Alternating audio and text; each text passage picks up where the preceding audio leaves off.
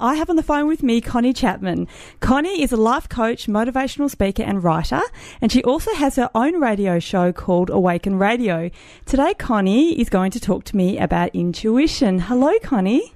Hi, how are you? I'm well, thank you. How are you doing? I'm doing really well. Thank you so much for having me. I love your radio show and all your blog posts. Thank you. All right, so tell me, I know you talk about intuition a lot, but for those that this is quite a new concept for, what does it actually mean to live intuitively? Well, to talk about intuition initially, I think it's good to keep it really simple. And most people have had that experience of having like a gut instinct or a knowing about something, like an inner feeling that kind of speaks to them or gives them an idea of something that's right or wrong for them or good or bad that kind of defies logic, right? So it doesn't really make sense. And you might, think of a friend and all of a sudden this friend pops into your mind and you just get the feeling like you should call them. Or you meet a person and you kind of get bad vibes about them and you don't really know why. Yeah. It's that inner feeling and inner knowing. So when we live intuitively, we live from that inner guidance, I suppose you could call it, an inner feeling or that inner voice that is moment by moment giving us a sense of what is right or wrong for us, what the next step is, what feels good, and it can actually lead us through our life. I mean, it requires us to sidestep our mind to some extent because our mind loves to be in control. But if we can actually become really in tune with our intuition, it can be every point that we're in our life where we have to make a decision, we can actually tune into that feeling and sit with that feeling and notice, how does this feel to me? Does it sit well, or do I get that icky feeling in my belly like this isn't right for me? And that's typically how we can actually start to follow it and live a really intuitively guided life. So it's kind of that gut feeling, isn't it? It is, and that's a really practical, simple way to explain it because most people have experienced that before. When you talk about intuition, I think sometimes people see it as a really spiritual woo-woo concept, which it's not. It's quite a visceral, tangible experience when you are connected to your intuition. And, that feeling of gut instinct, I think, is the easiest way to recognize it.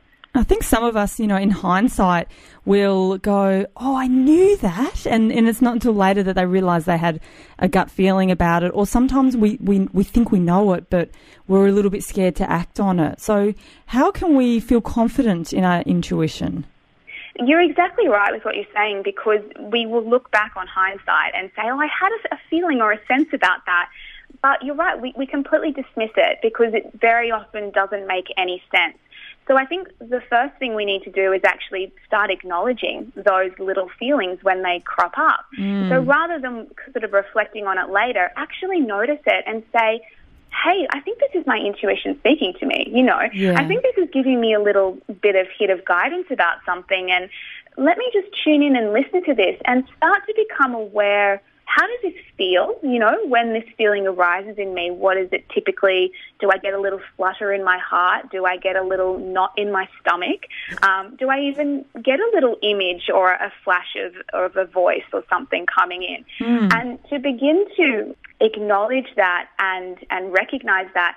And then what is going to be required is a level of trust, because we place so much trust in our logical mind and what we know, but following your intuition will take you into what you don't necessarily know. It might take you into new territory, outside your comfort zone, into the unknown. And so there's an element of beginning to trust that feeling, and the more that you acknowledge it and then practice acting on it, you're going to actually develop a much stronger faith and trust in it, which will carry you forward. So the more you have, because obviously it can be really scary, especially when it is the unknown, like you say. So is it sort of the more that you feel like you acknowledge it and sit back and go, okay, what's going on here? And the more you do it, the stronger the feelings will get? Is that how it works? Well, the feelings will definitely get stronger the more that you acknowledge them, because every time you dismiss them, you're kind of playing it down and actually ignoring it and sort of telling your mind this isn't really important. So it's not really going to be coming through. So acknowledging it is really important. But I think facing those fears as they come up, so sitting with noticing what's arising in you. This happens with people, they might get the feeling to leave their day job, for example, and something's like, my heart is calling me towards this other career or this business I want to set up, but I sit here and I look at my bank balance and I look at, my resume and I think I can't possibly do that. So in those moments, just first acknowledge, okay, I'm getting this feeling that's saying there's something else that's right for me. And I'm going to take a moment to acknowledge that and maybe even pull out my journal and write about it and just explore that a bit more. And then start to see if you can take baby steps. And this is a little bit of trial and error. And, you might get a little feeling that says, just call this person and have a conversation. And so you might act on that, and then you might be like, oh, that actually worked out quite well. And then you might follow another little step. And as you take these steps and notice that you have a positive outcome or you get led to exactly what you needed, then you're going to start to actually develop a belief in it. Like your mind will kind of come on board with you and be like, oh, yeah, you trusted that feeling last time and that worked. So how about we go and trust that again this time? Yeah, that makes sense. And I know even, the opposite. Sometimes we're in situations where we just feel like this isn't right for us and we doubt it because our head says, no, this is, I trust these people or whatever it is. And sometimes we just need to sit back and just take stock, don't we, and just make sure we're on the right path. And it can be a really confronting experience when you're in a situation. It can be in a relationship. It can be in a job where you sit there and something's not right and you're just feeling like this isn't the right place for me or there's something else for me. And it can be really confronting and scary to have those moments because you're often challenging all these things you've come to know about yourself, maybe your identity, your attachments that you have to people or to money. And it's a really big process. So sometimes we get forced into, our back is up against the wall and it's like you've either got to follow this feeling or you're going to have to stay stuck in a situation that isn't right for you and things are probably going to get pretty messy. So if we can get to the point before we reach, our back against the wall where we can just start to be tuning in maybe each day and just listening to ourselves and asking, how am I feeling about this? Is there feelings that I'm not really acknowledging at the moment that are bubbling up and telling me this isn't right for me? And is it time that I started listening to that? So I think even just a daily practice of learning how to listen to what we feel about everything, even if it doesn't make sense, that's where you're going to start to build this intuitive muscle within you. And can meditation help with that? The reason meditation is so powerful for something like this is because it allows us to quieten the mind, and your mind is going to be your biggest interference. It will throw worst case scenarios at you and fear at you and limitation at you.